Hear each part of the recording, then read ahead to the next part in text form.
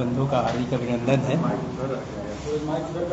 आज के इस प्रेस वार्ता में हमारे बीच उपस्थित पार्टी के केंद्रीय महासचिव गोमिया के लोकप्रिय विधायक आदरणीय डॉक्टर लंबोदर महतो जी, हुसैनाबाद के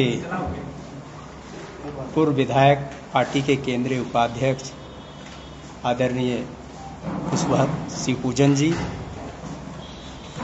आजसू पार्टी के बुद्धिजीवी मंच के केंद्रीय अध्यक्ष आदरणीय डोमन सिंह मुंडा जी, बुद्धिजीवी मंच के प्रदेश के नेता डॉक्टर मुकुंद मेहता जी,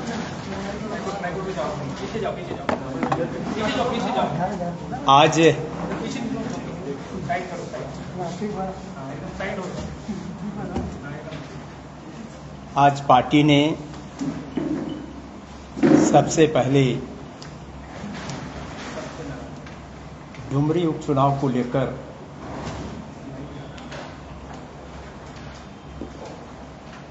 एनडीए गठबंधन के बीच बैठक हुई, जिसमें भारतीय जनता पार्टी के प्रदेश के अध्यक्ष, प्रदेश प्रभारी, संगठन प्रभारी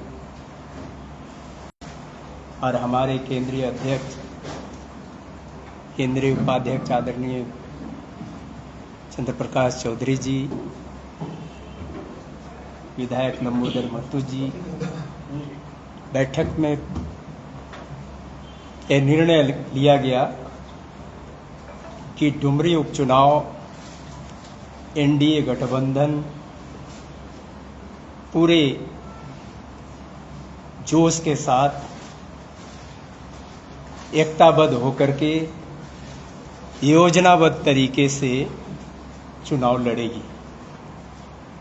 ये भी तय हुआ कि वहां से आजसू पार्टी का प्रत्याशी होगा। डुमरी में आजसू पार्टी का प्रत्याशी होगा, ये एनडीए गठबंधन के में तय हुआ। इसके बाद पार्टी के कोर कमेटी की बैठक हुई। कोर कमेटी ने वहां के तमाम परिस्थिति को, स्थिति को, हालात को देखते हुए और जिस तरह से एनडीए गठबंधन का विजयी अभियान रामगढ़ से शुरू हुआ है, हम डुमरी में भी वैसे ही इतिहास रचना चाहते हैं। तो जैसा रामगढ़ में एक दूसरे के साथ गठबंधन धर्म निभाया गया, हम लोग डुमरी में भी निभाएंगे। इसको लेकर के सांगठनिक तौर पे दोनों संगठन या जितने गठबंधन दल के सहयोगी हैं, सबके साथ कैसा समन्वय हो, संबंध हो और एक संपर्क के साथ एकजुट होकर के हम विजयी अभियान को शुरुआत कर सके। और जो उसके लिए प्रत्याशी का जो पार्टी ने तय किया है, और बुद्धिजीवी मंच के केंद्रीय अध्यक्ष आदरणीय डोमन सिंह मुंडा जी से आग्रह करेंगे कि उम्मीदवार की घोषणा।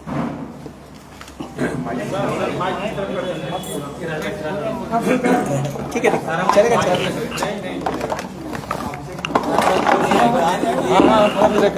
वेट कीजिए ना।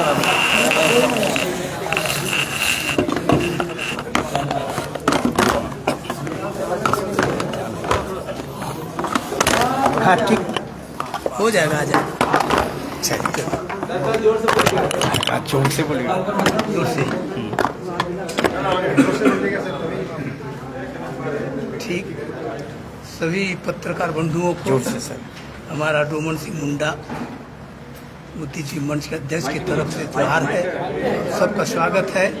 जैसा कि डुमरी विधानसभा उपचुनाव के संबंध में हमारे पार्टी के प्रधान प्रवक्ता ने आपको स्पष्ट कर दिया कि हम लोगों ने किस रास्तों से गुजरते हुए मीटिंग्स वगैरह करते हुए फाइनल निर्णय लिया है। पार्टी ने निर्णय लिया है कि 33 डुमरी विधानसभा उपचुनाव के लिए एनडीए की तरफ से आजसू पार्टी की उम्मीदवार श्रीमती जसोदा देवी झारखंड आंदोलनकारी स्वर्गीय दामोदर महतो की धर्मपत्नी होंगी। और पार्टी कोर कमेटी ने यह निर्णय लिया है कि 17 तारीख को नामांकन करेगी, जिसमें पार्टी के केंद्रीय अध्यक्ष सुप्रीमो सुदेश कुमार महतो के साथ एनडीए के प्रमुख नेता भी मौजूद रहेंगे।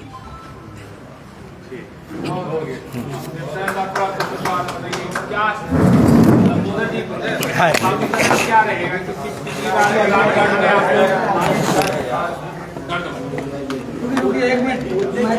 अरे तुम भूल जाओ बीच में यार। हाँ ठीक है। लाइव हाँ ठीक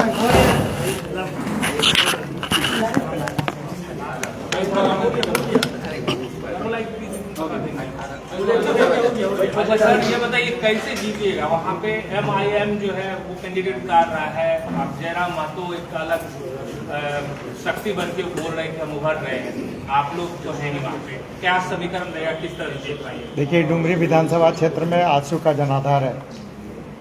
पार्टी पूरी तरह से वहाँ पर सशक्त है, एनडीए पूरी तरह से सशक्त है। और एनडीए की अगर हम लोग बात करें तो भारतीय जनता पार्टी और आजसू, अब 2019 का आंकड़ा देख ले, 1,08,000 वोट हम लोगों को लोकसभा चुनाव में आया था। निश्चित रूप से वो 1,08,000 हम लोगों का आया था। इस बार का हम लोगों का टारगेट है कि भारतीय जनता पार्टी, आजसू और एनडीए में शामिल दल 1.5 लाख वोट हम लोग लाएंगे। और हम लोग का नारा है अब की बार 1.5 लाख पार। और ये नारा हम लोग का हर हालत में इस नारा को हकीकत में बदलेंगे।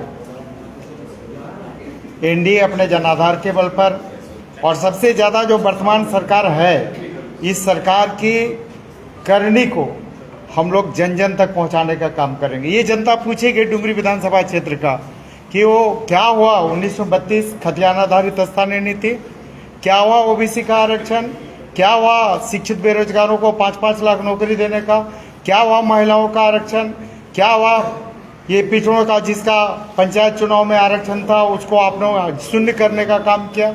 तो ये भ्रष्टाचार आप देख ले, पूरी सरकार और सरकार में शामिल सभी लोग भ्रष्टाचार में आकंठ डूबे हुए हैं।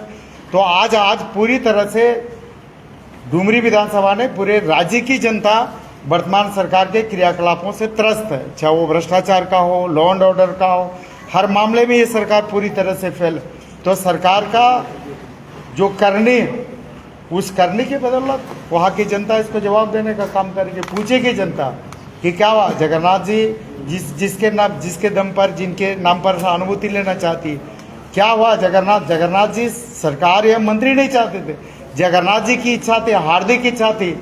और वो 1932 खतियान आधारित स्थानीय नीति, वहाँ की जनता पूछेगी डुमरी कि आपने जगन्नाथ जी की जी अंतिम इच्छा थी कि 1932 खतियान आधारित स्थानीय नीति झारखंड में लागू हो, क्या लागू हुआ? इसका जवाब डुमरी विधानसभा क्षेत्र की जनता देने का काम करे। मुख्यमंत्री अभी वहाँ गए थे, कुछ दिन पहले उन्होंने सभा किया, 1932 का जिक्र करते हुए कहा कि ये तो आप लोग नहीं चाहते हैं, राजभवन हम तो कर रहे थे, राजभवन ने लौटा दिया।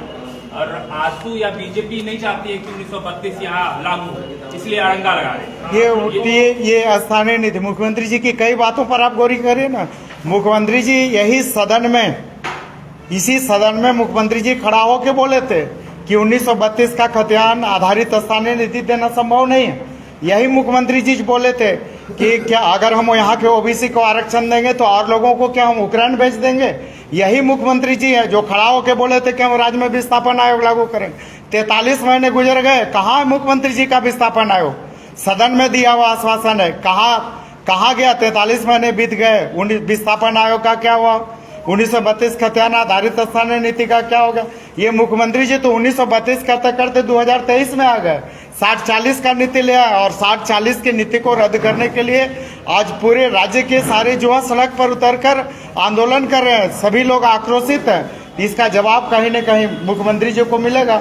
और ये मुख्यमंत्री जी ऐसा थोड़ा है कि पहली बार यहाँ पर जनसभा डुमरी में कर रहे हैं। जनसभा तो रामगढ़ में भी किए थे, कई जनसभा किए थे, रोड शो किए थे, जनता ने जवाब दिया रामगढ़ में। उसी तरह से डुमरी में भी मुख्यमंत्री जी को जवाब मिलेगा। डुमरी की जनता तो आपसे भी पूछेगी ना कि आपने 1985 के यहाँ स्थानीय नीति का समर्थन क्यों किया। आपसे ये भी पूछेगी कि आप जब थे तब यहाँ का ओबीसी का आरक्षण जो है घटा के 14% क्यों कर दिया गया। ये सवाल आपसे क्यों नहीं होगी?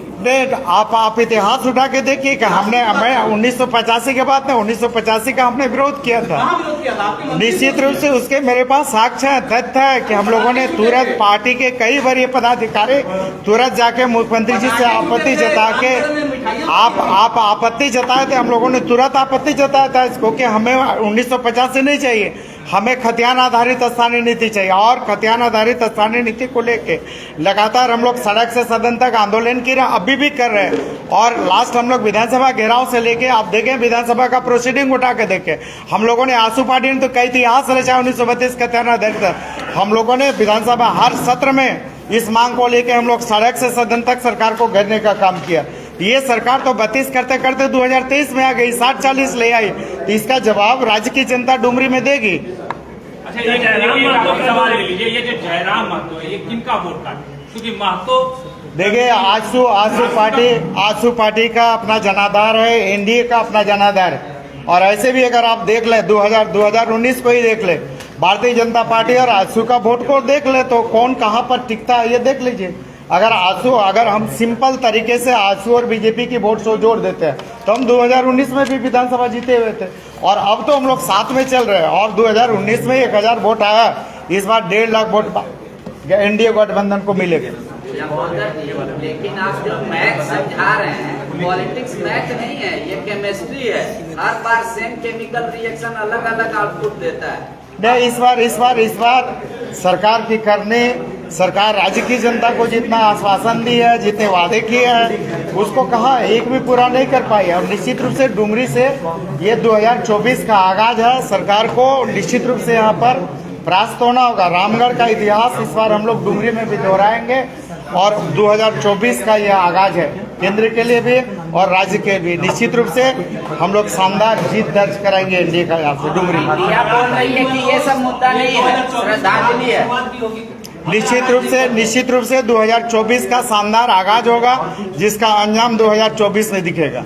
लेकिन इंडिया अलायंस ये कह रही है कि ये सब कोई मुद्दा नहीं है। पूर्व शिक्षा मंत्री को शिक्षा दिवस के अवसर पर वहाँ की जनता श्रद्धांजलि सभा अर्पित करेगी। ये सब फॉर्मेलिटी है, जीत गए। देखिए,